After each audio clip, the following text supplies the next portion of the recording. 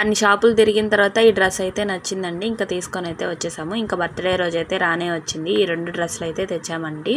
ఇంకా పొద్దున్నే మా ఇంటి దగ్గరలో ఉన్న వినాయకుడికి అయితే తీసుకొని వెళ్ళానండి. ఇంకా అక్కడైతే పూజ చేయించుకొని టెంకాయ కొట్టుకొని అయితే ఇంటికి వచ్చేసాము. ఇంటికి రాగానే పిల్లలు అయితే స్కూల్కి రెడీ అయిపోయి ఇంకా చిన్న ఆయన అయితే స్కూల్లో చాక్లెట్లు వాళ్ళ ఫ్రెండ్స్కి టీచర్స్కి ఇవ్వాలని చెప్పేసి అయితే వెళ్ళాడు. ఇంకా 4కి అలాగైతే బజార్కి వెళ్ళాం, టౌన్లోకి కేక్ అన్నీ తీసుకొని వద్దామని చెప్పేసి.